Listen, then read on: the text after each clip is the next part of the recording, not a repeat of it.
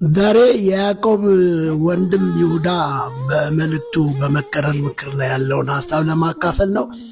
በእግዚአብሔር ማደሪያ መኖር እንዴት እንደሚገባ ታውቅ ዘንድ ጽፍልሃለሁ እና ቤቱም የእውነት አምድና መሰረት ያው እግዚአብሔር ቤተ ክርስቲያን ነው ይላል።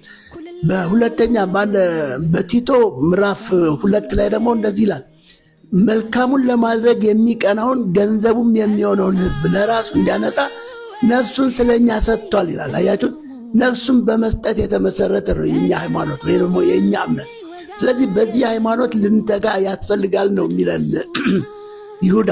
እንደዚህ ይላል በቁጥር 20 ላይ እናንተ ግን ወዳጆች ሆይ ይላል፣ እናንተ ግን ወዳጆች ሆይ ከሁሉ በፊት ይላል በተቀደሰ ሃይማኖታችሁ ራሳችሁን ለማነጽ እየተጋደላችሁ ይልና በመንፈስ ቅዱስ እየጸለያችሁ ወደ ዘላለም ሕይወት የሚወስደውን የጌታችንን የኢየሱስ ክርስቶስን ምሕረት ስትጠባበቁ በእግዚአብሔር ፍቅር ራሳችሁን ጠብቁ ይላል።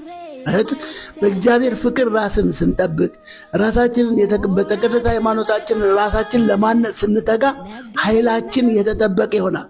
ከዛም ባለፈው ሁኔታ ራሱ ደግሞ ይጠብቀናል።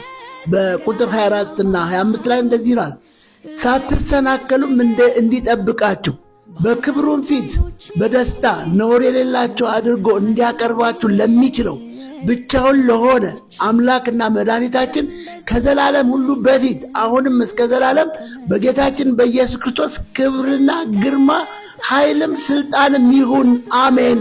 ኢየሱስ ክርስቶስ ያድናል።